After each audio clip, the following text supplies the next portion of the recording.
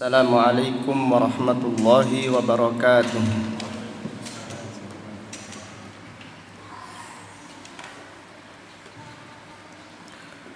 Innal hamdalillah nahmaduhu wa nasta'inuhu wa nastaghfiruh wa na'udzu billahi min shururi anfusina wa min sayyiati a'malina. Man yahdihillahu fala mudilla lahu wa man yudlil fala hadiya lahu. Wa ashhadu an la ilaha illallah wahdahu la syarika lah. Wa ashhadu anna Muhammadan abduhu wa rasuluh. Amma ba'du fa inna asdaqal hadithi kitabullah wa khairal hadi hadi Muhammadin sallallahu alaihi wasallam wa syarrul umuri muhdatsatuha wa kullu muhdatsatin bid'ah wa kullu bid'atin dhalalah wa kullu dhalalatin finnar. Alhamdulillah, pada siang yang berbahagia ini, yaitu hari Rabu tanggal 14 bulan Muharram tahun 1442 Hijriah, dengan izin Allah Subhanahu wa taala kita melanjutkan kembali kajian tafsir Al-Qur'an yang kita pelajari dari kitab Taisirul Karimir Rahman fi Tafsiri Kalamil Mannan, yang ditulis oleh Fadilatul Syekh Abdurrahman Ibnu Nasir Ibni Abdillah As-Sa'di, seorang ulama besar kaum muslimin yang dilahirkan pada tahun 1307 Hijriah dan meninggal dunia pada tahun 1376 Hijriah, rahimahullahu ta'ala rahmatan wasi'ah. Pada kesempatan yang berbahagia ini kita akan mempelajari tafsir surat Al-Baqarah ayat 44 sampai dengan ayat 46.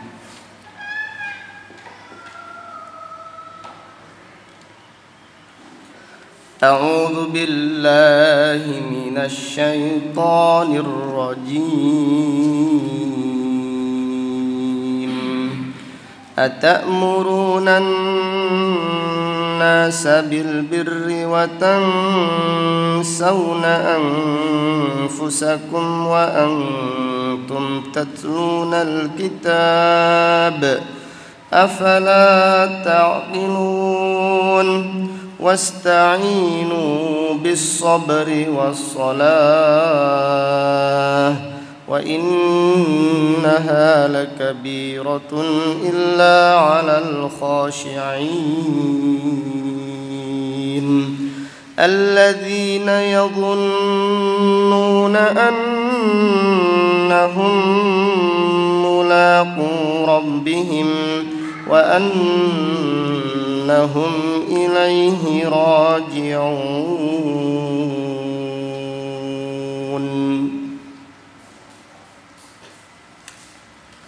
Allah Subhanahu wa ta'ala berfirman, Atamuruna an-nasa bil birr. Apakah kalian memerintahkan manusia untuk mengerjakan kebaikan, wa tansawna anfusakum,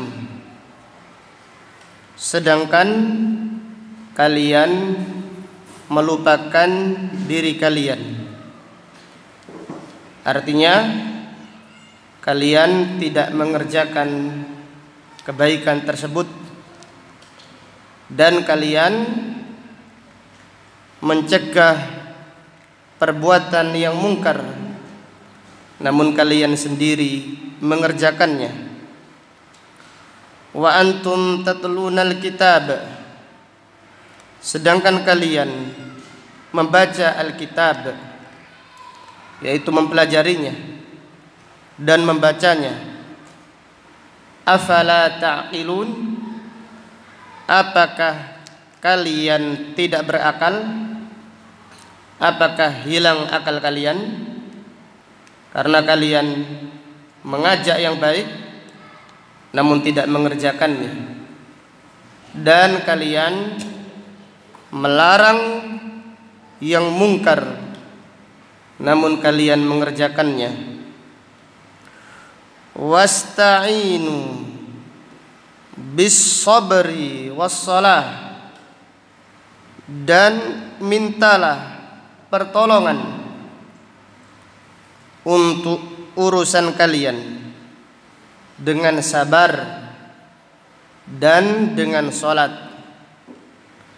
Wa innaha lakabiratun, dan sesungguhnya salat itu amat sangat berat, illa 'alal khashi'in, kecuali bagi orang-orang yang khusyuk. Alladzina yadhunnun, yaitu orang-orang yang yakin, annahum mulaqu rabbihim, bahwasannya mereka akan bertemu dengan Rabb mereka. Wa annahum ilaihi raji'un, dan hanya kepadanya, itu hanya kepada Allah, mereka dikembalikan. Marilah pada kesempatan yang berbahagia ini kita mempelajari tafsir ayat-ayat yang mulia ini dengan berdoa dan memohon pertolongan kepada Allah Subhanahu wa taala, supaya Allah Subhanahu wa taala menganugerahkan kita ilmu yang bermanfaat dan al-amal as-salih. Amin ya rabbal alamin. Fadilatul Syekh As-Sa'di wa rahimahullah berkata, Allah Ta'ala berfirman, Ata'murunan nasa bil bir, apakah kalian memerintahkan manusia untuk mengerjakan kebaikan?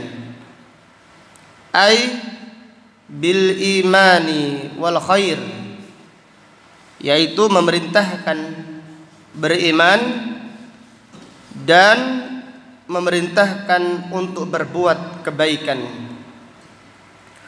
Wa tansawna anfusakum, ay tatrukunaha an amriha bidzalik, artinya kalian sendiri meninggalkan perintah tersebut. Kalian mengajak kepada yang ma'ruf namun kalian meninggalkannya, tidak mau mengerjakannya, dan kalian mencegah yang mungkar sedangkan kalian sendiri mengerjakannya. Walhal, padahal kondisi kalian, wa antum tatlunal kitaba afala taqilun, sedangkan kondisi kalian adalah orang yang membaca kitab, orang yang mempelajari kitab suci, maka apakah kalian tidak berakal?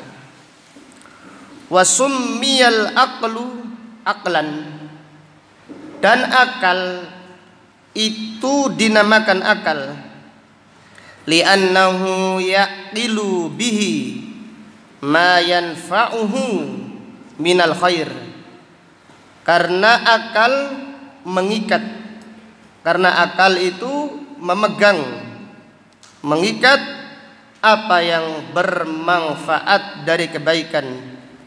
Wa yan'aqilu bihi, amma yadurruhu. Dan dinamakan akal karena akal itu melepas sesuatu yang membahayakannya. Wadzalika, yang demikian itu, annal aqla, bahwasanya akal, yahutsu sahibahu, menganjurkan, yaitu orang yang memilikinya, yaitu memiliki akal, an yakuna awwala fa'ilin lima ya'mur bih wa awwala tarikin lima yanha an. Jadi akal itu menganjurkan kepada orang-orang yang memilikinya supaya menjadi orang yang pertama kali mengerjakan apa yang ia perintahkan, dan supaya menjadi orang yang pertama kali meninggalkan apa yang ia larang. Ini konsekuensi akal yang sehat, akal yang benar, yaitu ketika orang itu berakal mengajak yang baik, maka dia pertama kali yang mengerjakannya. Dan ketika dia mengajak untuk meninggalkan yang mungkar, maka dia pertama kali meninggalkan kemungkaran tersebut. Kemudian Fadilatul Syekh rahimahullahu ta'ala berkata, faman amara ghairahu bil khair walam yaf'alhu, dan barang siapa yang memerintahkan orang lain mengerjakan kebaikan namun ia sendiri tidak mengerjakannya, au nahahu anis syarri falam yatrukhu, dalla ala adami aqlihi wa jahli. Kemudian dia melarang orang lain dari keburukan, namun dia sendiri tidak meninggalkan keburukan tersebut, itu menunjukkan orang tersebut hilang akalnya, tidak punya akal, dan itu menunjukkan kebodohannya. Khususan idza kana aliman bidzalik, lebih khusus lagi bagi orang yang mengetahui bahwasannya perkara tersebut adalah perkara yang baik, kok tidak dikerjakan. Perkara tersebut adalah perkara yang mungkar, lalu dia mengerjakannya. Qad qamat alaihil hujjah, maka telah ditegakkan hujjah atas orang tersebut. Wa hadhil ayah wa in kanat nazalat fi sababi bani Israil fahiya amatun likulli ahadin. Ayat ini walaupun secara khusus sebabnya diturunkan kepada Bani Israel, sebab ayat ini turunnya secara khusus untuk Bani Israel, namun kandungan maknanya adalah umum, mencakup semua orang. Maka kaidah yang disebutkan dan yang sering disampaikan, annal ibrata, apa itu tadi? Annal ibrata bi umumil lafz la bi khususis sabab. Jadi maksud dari ayat Al-Quran maknanya itu umum, bukan secara khusus kepada siapa Al-Quran itu diturunkan. Liqaulihi ta'ala, berdasarkan firman Allah subhanahu wa ta'ala yang terdapat di dalam surat apa? As-Saff ayat yang kedua dan ayat yang ketiga. Ya ayyuhalladzina amanu, wahai orang-orang yang beriman, lima taquluna ma la taf'alun, kenapa kalian mengatakan apa yang tidak kalian kerjakan? Kabura maqtan 'indallah, alangkah besarnya murka di sisi Allah. antaqulu ma la taf'alun, yaitu kalian berkata apa yang tidak kalian kerjakan.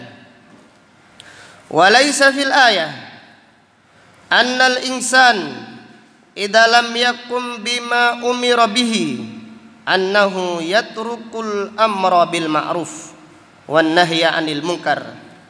Namun ayat ini bukan berarti, jadi Fadilatul Syekh As-Sa'di menjelaskan siapa yang memerintahkan kebaikan, memerintahkan orang lain untuk mengerjakan kebaikan, namun dia sendiri tidak mengerjakannya, atau sebaliknya dia melarang orang lain dari mengerjakan kemungkaran, namun dia sendiri mengerjakannya.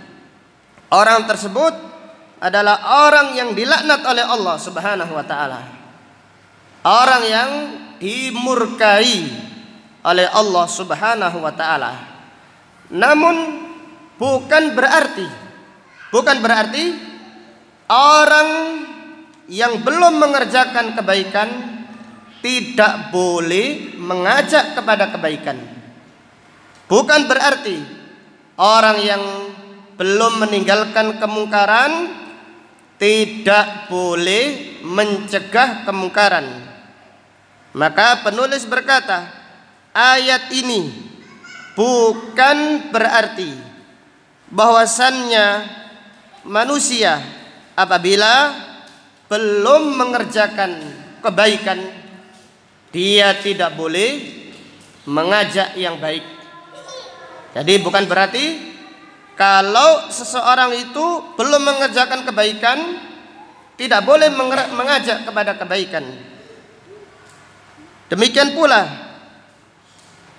bukan berarti orang yang belum meninggalkan kemungkaran dia dilarang melarang orang lain meninggalkan kemungkaran. Li'annaha dallat ala taubih bin nisbati ilal wajibain. Karena ayat tersebut menunjukkan celaan bagi orang yang meninggalkan dua kewajiban. Jadi orang yang meninggalkan salah satunya tercela, tapi bukan berarti dia dilarang. Maka penulis berkata, wa illa faminal ma'lum anna 'alal insani wajibain. Telah diketahui bahwasannya manusia diwajibkan dua kewajiban. Amru ghairihi wa nahyuhu wa amru nafsihi wa nahyuha.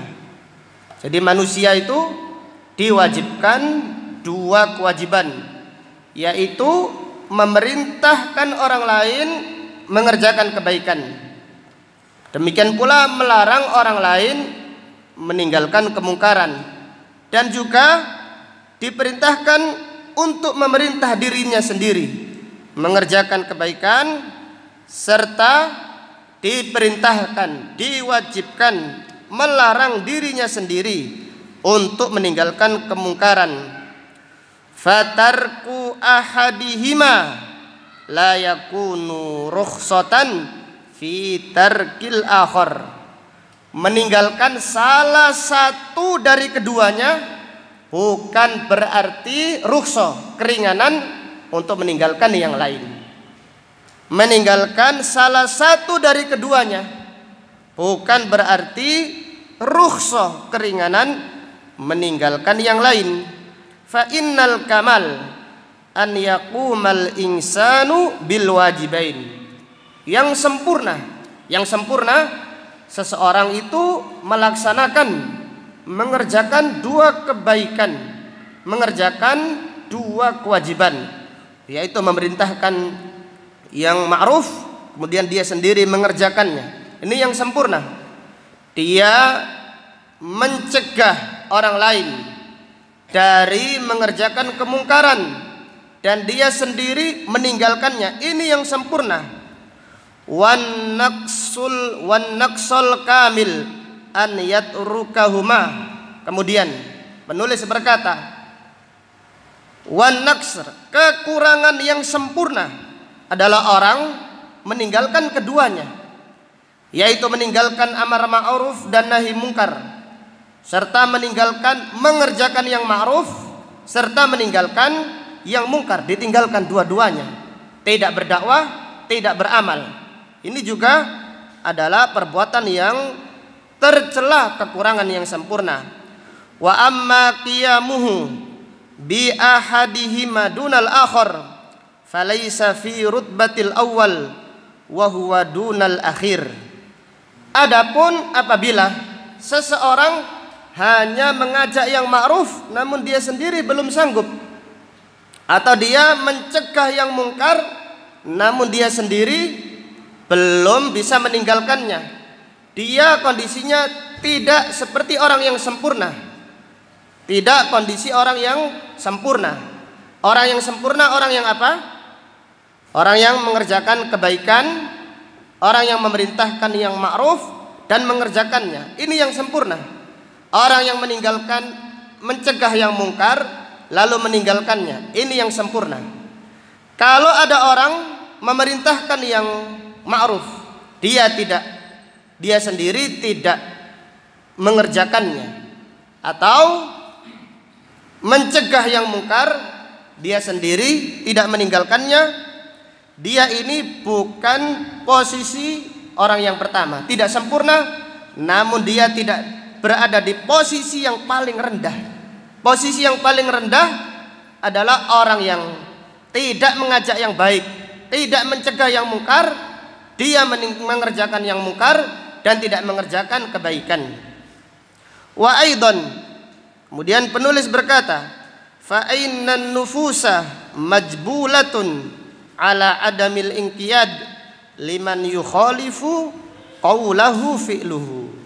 Dan juga bahwasannya manusia, hati-hati manusia majbulah, terdorong untuk tidak taat kepada perintah orang yang ucapannya menyelisihi perbuatannya.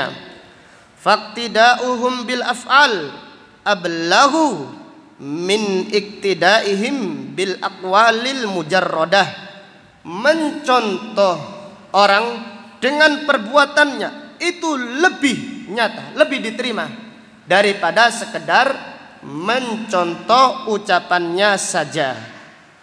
Kemudian penulis rahimahullah berkata, ketika menafsirkan firman Allah, wasta'inu bisabri wassalah, dan mintalah pertolongan untuk semua urusanmu dengan sabar dan salat. Wa innaha lakabiratun illa 'alal khashiin. Sesungguhnya salat itu berat kecuali bagi orang-orang yang khusyuk. Alladzina yadhunnuna annahum mulaqu rabbihim. Orang yang khusyuk adalah orang yang yakin, orang yang ingat dia pasti bertemu dengan Rabb mereka. Wa annahum ilaihi rajiun, dan hanya kepada Allah mereka dikembalikan. Al-Imam rahimahullah berkata, amarahumullah an yasta'inu fi umurihim kulliha. Allah subhanahu wa ta'ala memerintahkan manusia untuk meminta tolong di dalam semua urusannya, bisabri bijami'i anwa'i, yaitu dengan bersabar dengan berbagai macam jenisnya. Wa huwa sabru ala ta'atillah hatta yu'addiyaha, yaitu sabar untuk taat kepada Allah sampai dia melaksanakannya. Was sabru an maksiatillah hatta yatrukaha, dan juga sabar dari maksiat kepada Allah sampai ia meninggalkannya. Was-sabru ala aqdarillah al-mu'limah fala yatasakhatuha, dan juga sabar dari takdir Allah yang buruk dan dia tidak murka dengan takdir tersebut. Dengan demikian, sabar itu ada berapa? Ada 3, yaitu sabar taat kepada Allah. Yang pertama, jadi sabar itu ada 3. Sabar taat kepada Allah. Yang kedua, sabar meninggalkan maksiat kepada Allah. Yang ketiga adalah sabar dari musibah atau dari takdir yang buruk. Kemudian penulis rahimahullah berkata, fas-sabru wa habsun nafs ala ma amarallahu bis-sabri alaihi ma'unatun 'azimah ala kulli amrin minal umur. Bersabar, dan dengan bersabar dan menahan diri dari apa yang Allah perintahkan untuk bersabar, ma'unatun 'azimah, penolong, yaitu memudahkan seseorang untuk menyelesaikan semua urusannya. Wa man yatasabbar yusabbirhullah, barang siapa yang minta kesabaran, Allah akan menjadikannya orang yang bersabar. Wa kadzalika shalah, demikian pula salat, allati hiya mizanul iman, yang merupakan timbangan keimanan. Wa tanha 'anil fahsya'i wal munkar, demikian pula salat mencegah perbuatan keji dan mungkar. Yusta'anu biha ala kulli amrin minal umur, seseorang dianjurkan meminta pertolongan dengan salat dari semua urusannya. Wa innaha, dan sesungguhnya dia yaitu as-shalah, lakabiratun ay syaqatun, benar-benar berat, illa alal khashiin, kecuali bagi orang-orang yang khusyuk. Fa innaha sahlatun alaihim khafifah, salat bagi orang-orang yang khusyuk itu mudah dan ringan bagi mereka. Li'annal khusyu'ah wa khasyiyatallah wa raja'a ma indahu yujibu lahu fi'laha munsyarihan sadruhu, karena khusyuk dan takut kepada Allah serta mengharap pahala di sisinya memudahkan seseorang untuk mengerjakan sholat sedangkan dadanya itu lapang, dalam keadaan dadanya lapang. Litaraqqubihi litsawab wa khasyatihi minal iqab, karena dia menunggu pahala, mengharap pahala di sisi Allah serta takut dari siksanya. Bi khilafi man lam yakun kadzalik, lain dengan orang yang salat tidak khusyuk. Fa innahu la da'iya lahu yad'uhu ilaiha, tidak ada pendorong untuk khusyuk di dalam salatnya. Fa idza fa'alaha sarat min athqalil asya' alaihi, jika dia salat tanpa kekhusyuan, maka salat adalah ibadah atau amal yang amat sangat berat baginya. Adapun orang yang khusyuk, semakin khusyuk semakin menikmati salatnya, dadanya lapang, dia bahagia karena dia sedang menunggu atau berharap pahala di sisi Allah, dan dia sedang dalam kondisi takut dari siksanya. Namun orang yang tidak khusyuk, apabila dia mengerjakan salat, maka salat itu adalah ibadah yang paling berat baginya. Wal khusyuk, khusyuk adalah huwa khudu'ul qalbi wa tuma'ninatuhu wa sukunuhu lillahi ta'ala wa inkisaruhu baina yadayhi dhullan wa iftiqaran wa imanan bihi wa biliqa'i. Khusyuk adalah tunduknya hati dan tumakninanya. Hati ini tunduk. Demikian pula tumakninah dan tenang. Hati ini tenang karena Allah Subhanahu wa taala. Wangkisaruhu baina yadayhi. Dan khusyuk adalah hati seseorang merasa terhina, yaitu menghinakan dirinya di hadapan Allah Subhanahu wa taala, dzullan, yaitu menghinakan dirinya serendah-rendahnya, waftiqaran, dan merasa fakir. Demikian pula wa imanan, disertai keimanan kepada Allah dan iman dengan pertemuan dengan Allah Subhanahu wa taala.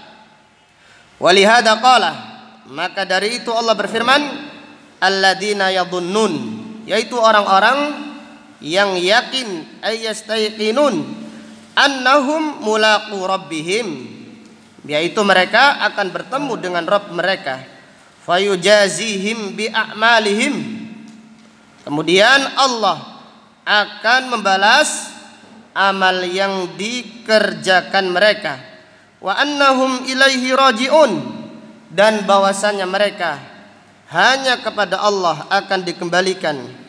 Fahadzal ladzi khaffafa 'alaihim al-ibadat, inilah, yaitu dengan kekhusyuan yang meringankan ibadah bagi mereka.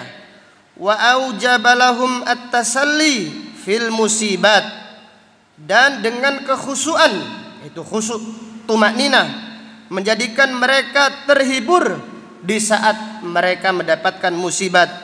Wa naffasa anhum al-kurubat, dan dengan kekhusyuan menjadikan mereka ditolong oleh Allah, dikeluarkan oleh Allah dari kesulitannya. Wa zajarahum an fi'lis sayyi'at, dan dengan kekhusyuan menjadikan mereka meninggalkan perbuatan-perbuatan yang buruk. Fahaula, mereka, yaitu orang-orang yang khusyuk, lahumun na'imul muqim, mereka mendapatkan kenikmatan yang abadi, fil ghurafatil aliyat, di kamar-kamar yang tinggi di surga Allah Subhanahu wa taala. Wa amma man lam yu'min bi liqa'i rabbih, adapun siapa yang tidak beriman dengan pertemuan dengan Rabbnya, kanatis salatu wa ghairuha minal ibadat min asyaqqi syai'in alaihi, maka salat serta ibadah-ibadah yang lain adalah amal yang paling berat bagi mereka. Wallahu ta'ala a'lam bisawab. Dari 3 ayat yang mulia ini dan dari keterangan Fadilatul Syekh As-Sa'di rahimahullah, terdapat beberapa pelajaran yang bisa diambil. Yang pertama, fihi taubihul alim al-mukhalifu, taubihul alim al-mukhalifi lima ya'muru bih wa yanha anhu, celaan bagi seorang yang berilmu, celaan atau hinaan bagi orang yang berilmu yang menyelisihi perintahnya serta melanggar larangannya. Hinaan bagi orang yang berilmu yang menyelisihi perintahnya sendiri dan meninggalkan larangannya sendiri. Kemudian pelajaran berikutnya dari ayat yang mulia ini, terdapat pelajaran fihi wujubul amal bil ilm, wajib mengamalkan ilmu yang dipelajari. Jadi wajib mengamalkan ilmu yang dipelajari. Maka di dalam hadis yang sahih Rasulullah sallallahu alaihi wasallam bersabda, yu'ta birajulin yaumal qiyamah fayulqa finnar fatandalika aktabuhu. Didatangkan seseorang pada hari kiamat nanti, lalu orang tersebut dilemparkan ke dalam neraka jahanam, waliyadu billah, sehingga usus-ususnya terburai. Lalu fayaduru kama yaduru alhimaru birohahu, lalu dia mengelilingi ususnya seperti keledai mengelilingi penggilingan. Fayajtami'u ilaihi ahlun nar, maka penghuni neraka mendatangi orang tersebut. Ya fulan, alam ta'muruna bil ma'ruf wa tanhana 'anil munkar. Wahai fulan, bukankah engkau dulu memerintahkan kami kepada yang ma'ruf? Dan bukankah engkau dulu di dunia mencegah orang lain mengerjakan kemungkaran? Lalu orang tadi berkata, wal iyadu billah, ini adalah hadis peringatan untuk kita semuanya. Orang tadi berkata, kuntu amuru bil ma'ruf walam atih. Aku dulu di dunia mengajak untuk kebaikan, namun aku sendiri tidak mengerjakannya. Wa anha anil munkar wa atihi, dan dulu di dunia aku mencegah, melarang yang mungkar, namun aku sendiri meninggalkannya, yaitu mengerjakan kemungkaran tersebut, wal iyadu billah. Maka dari hadis ini terdapat pelajaran fihi wujubul amal bil ilm, wajib mengamalkan ilmu yang dipelajari. Kalau tahu ini baik, sampaikan, kerjakan. Kalau tahu ini mungkar, sampaikan dan tinggalkan. Kemudian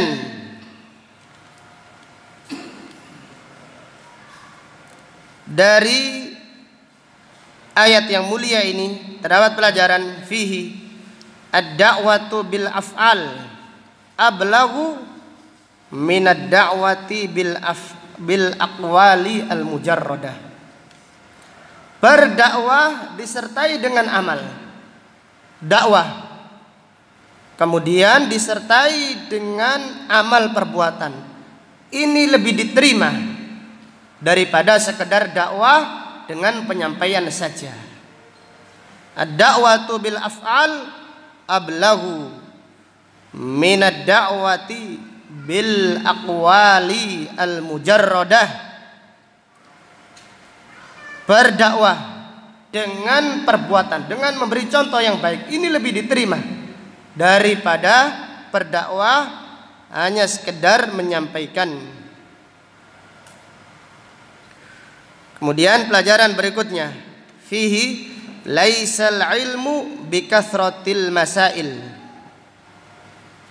wa innamal ilmu al khasyah. Bukanlah ilmu dengan banyaknya faedah, banyaknya pembahasan, tetapi ilmu itu dengan rasa takut. Ilmu yang hakiki, ilmu yang sempurna adalah takut kepada Allah Subhanahu wa ta'ala. Abdullah ibnu Mas'ud radhiyallahu anhu berkata, laisal ilmu bikathratil hadis wa innamal ilmu minal khasyah. Bukanlah ilmu dengan banyaknya hadis, tetapi ilmu itu dengan rasa takut kepada Allah Subhanahu wa ta'ala. Al-Imam Syafi'i rahimahullah berkata, laisal ilmu ma hufidha wa innamal ilmu ma nafa'ah. Al-Imam Syafi'i berkata, laisal ilmu ma hufidha, bukanlah ilmu itu yang dihafalkan, tetapi ilmu yang hakiki, ilmu yang sebenarnya adalah yang bermanfaat. Dan ilmu yang bermanfaat adalah ilmu yang diamalkan, kemudian diajarkan. Diamalkan, diajarkan. Diamalkan, diajarkan. Itu adalah ilmu yang bermanfaat. Al-Imam Malik rahimahullah berkata, "Ma ta'allamtul ilma illa li nafsi." Aku tidak belajar kecuali untuk diriku. Ma ta'allamtu al-ilma illa li nafsi. Jadi aku tidak belajar ilmu kecuali tujuan utama untuk aku. Ma ta'allamtuhu liyahtajan nasu ilayya. Aku tidak belajar ilmu supaya manusia butuh kepadaku. Bukan maksudnya kita tidak boleh belajar ilmu supaya memberi manfaat pada manusia, bukan. Tetapi tujuan utama ilmu adalah kita mengambil manfaat untuk diri kita sendiri.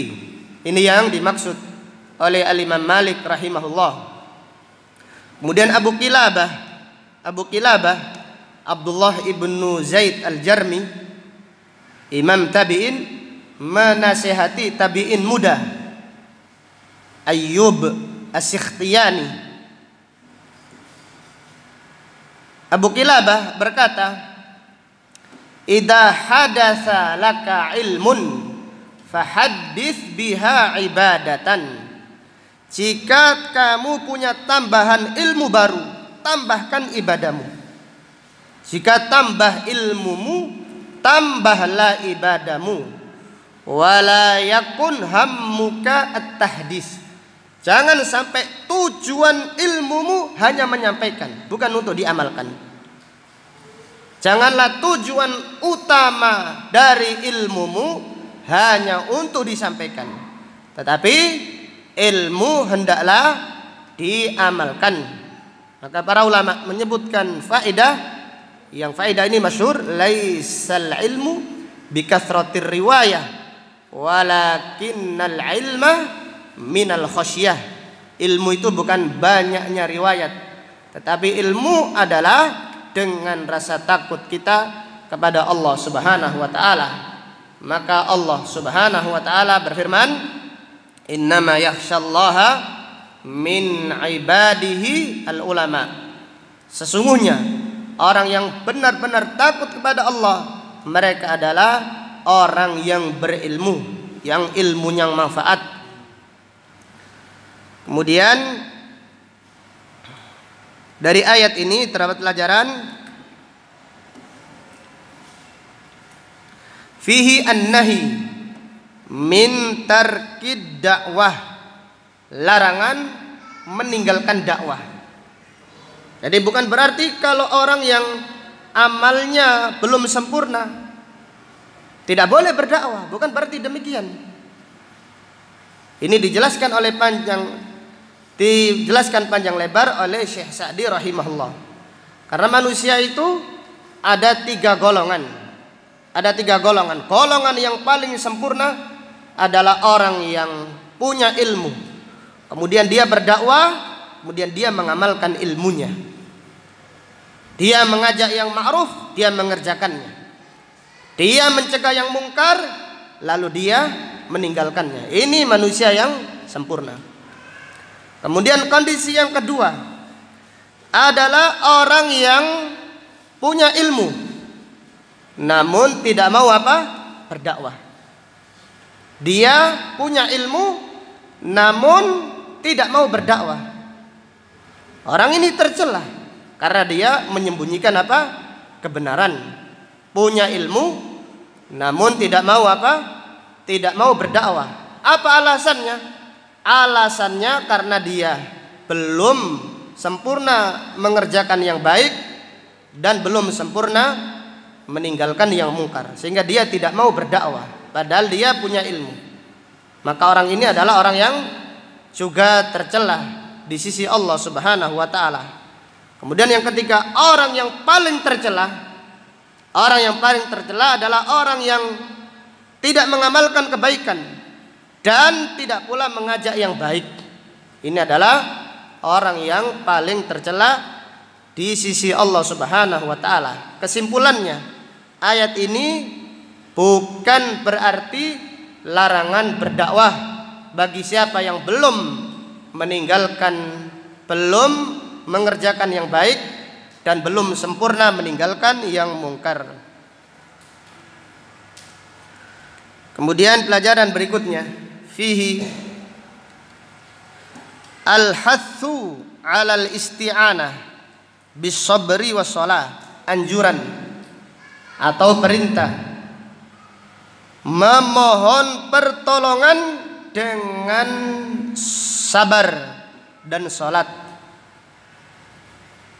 Jadi anjuran memohon pertolongan dengan sabar dan dengan salat. Dari Hudzaifah radhiyallahu anhu, ia berkata, kana Rasulullah sallallahu alaihi wasallam idza hazabahu amrun shalla. Nabi sallallahu alaihi wasallam apabila ada urusan yang penting yang sangat menjadikan beliau gelisah, maka Nabi sallallahu alaihi wasallam memperbanyak salat. Hadis riwayat Abu Dawud. Demikian pula pada waktu perang Badar, Rasulullah sallallahu alaihi wasallam di malam harinya sebelum perang Badar salat terus, salat doa, tidak tidur. Ali bin Abi Thalib radhiyallahu anhu berkata, laqad ra'aituna lailatal badr wa ma fina illa naimun ghaira Rasulillahi sallallahu alaihi wasallam yusalli wa yad'u hatta asbah. Aku melihat itu pada malam perang Badar, di malam harinya. Aku tidak melihat kecuali kami semua, yaitu para sahabat, tertidur, kecuali Rasulullah sallallahu alaihi wasallam. Beliau salat, yusalli wa yad'u hatta asbaha. Salat doa sampai pagi hari. Demikian apabila ada urusan yang penting, urusan yang menjadikan kita bingung dan gelisah, salatlah terus menerus. Karena dengan salat kemudian kita meminta pertolongan kepada Allah, Allah Subhanahu wa taala memudahkan urusan kita. Dan juga diriwayatkan bahwasannya Abdullah bin Abbas radhiyallahu anhuma ketika ada berita saudaranya meninggal dunia. Abdullah bin Abbas ketika disampaikan ada saudaranya meninggal dunia, Abdullah bin Abbas turun dari kendaraan lalu sholat. Karena apa? Karena dengan sholat meringankan apa? Kesedihan. Jadi Abdullah bin Abbas mengamalkan ayat yang agung ini, wasta'inu bis sabri was shalah. Itu apabila ada urusan yang penting kerjakan sholat, sabarlah, dan juga kerjakan sholat.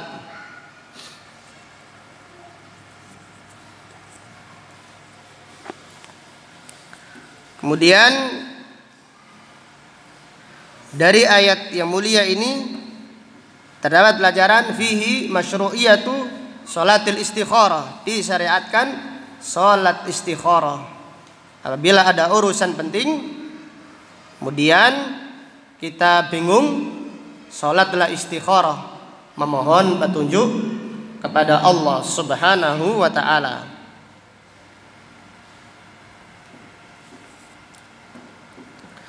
Kemudian dari ayat ini terdapat pelajaran fihi jawazul isti'anah bi ghairillah fi ma yathbutu anna bihil aunu syar'an au qadaran. Jadi Syekh Utsaimin rahimahullah menjelaskan dibolehkan meminta pertolongan kepada selain Allah jika terdapat, jadi keterangan jika terdapat pertolongan sabata bihil aun syar'an au qadaran, jika dibolehkan secara syar'i atau secara takdir, ini boleh, maka tidak mengapa. Kemudian Syekh Utsaimin rahimahullah membawakan hadis Nabi sallallahu alaihi wasallam ketika beliau bersabda, wa tu'inu sani'an au tasna'u li akhraq. Engkau membantu orang yang sedang membuat sesuatu, bantulah. Ini perbuatan yang baik. Atau engkau membuatkan orang yang tidak mampu, jadi tolonglah mereka. Dengan demikian boleh meminta pertolongan kepada selain Allah jika terdapat keterangan dibolehkannya, baik secara syar'i atau secara takdir.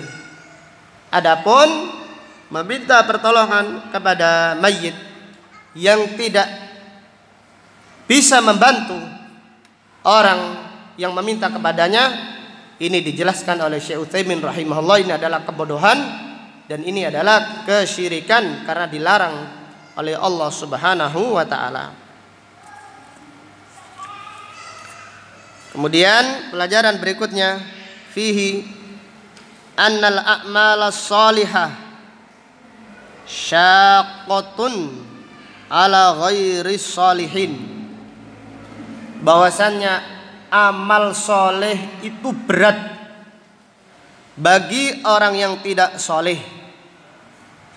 Amal soleh itu berat ala ghairi shalihin.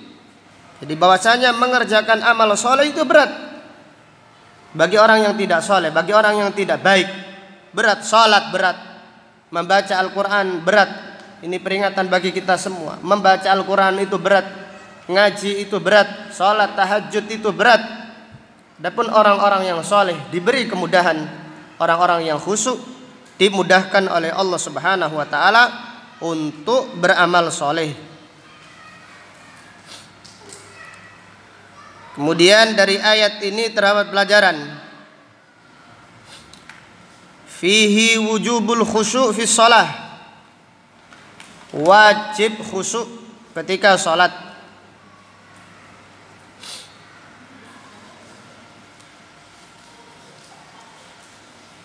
Dari ayat ini terdapat pelajaran, fihi wujubut tuma'nina fi shalah, wajib tuma'nina di dalam salat.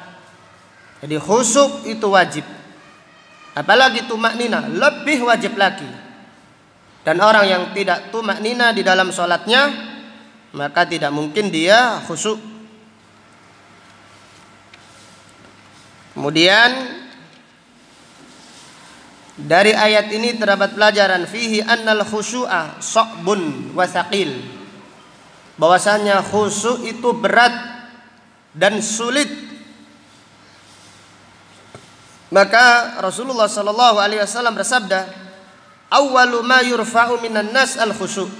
Kenikmatan yang pertama kali dicabut dari manusia adalah nikmat khusyuk.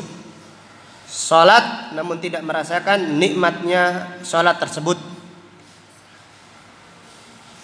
Nabi sallallahu alaihi wasallam juga bersabda, wa innar rajula la yansarifu wa ma kutiba lahu illa usyru salatihi tusu'uha thumunuha subu'uha sudusuha, sampai yang terakhir nisfuha. Rawahu Abu Dawud.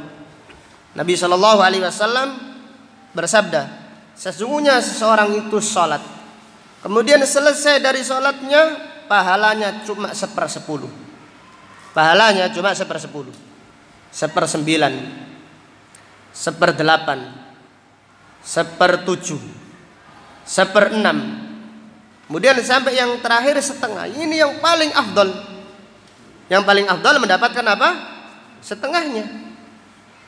Ini orang yang mendapatkan 1/10-nya. Berarti dia mayoritas salatnya tidak khusyuk, tidak faham.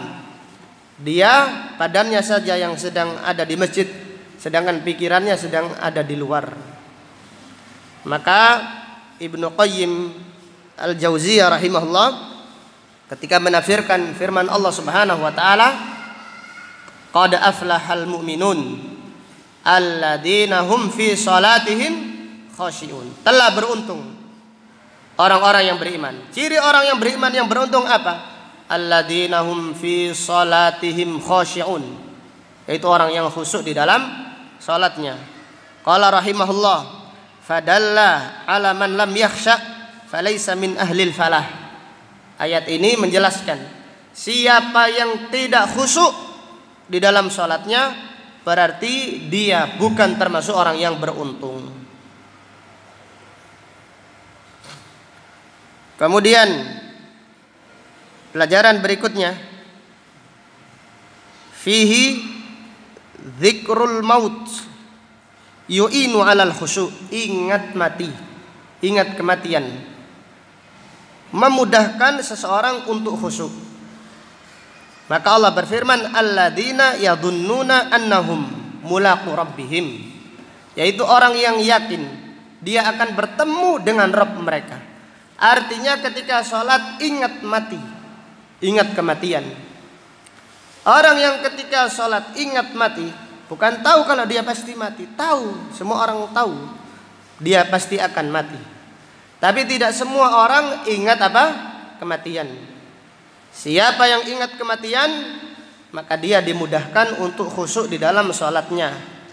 Maka Rasulullah SAW apabila merapatkan shaf, pernah beliau bersabda, "Shallu sholata muwaddi'in." Salatlah seperti orang yang berpisah.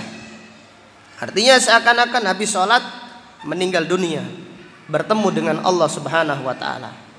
Jadi salat orang yang semacam itu adalah salat yang dimudahkan untuk khusyuk, yaitu dengan mengingat kematian. Fihi ahammiyatu ihdarin niyyah wal ihtisab fi shalah. Pentingnya menghadirkan niat, wal ihtisab, serta mengharap pahala di negeri akhirat di dalam sholat. Jadi kalau kita ingin khusyuk, hadirkan niat kita. Niatnya untuk apa? Ini berbicara gampang, prakteknya yang apa? Susah. Hadirkan niat. Kemudian berharap pahala. Pahalanya apa? Ingat ketika kita sakaratul maut, mintalah husnul khatimah. Ingat kita di atas jembatan, ingat dihisab, minta hisab yang mudah. Ingat di kuburan, ketika ditanya malaikat mungkar dan nakir, ingat itu semuanya. Kondisi-kondisi akhirat ingatlah.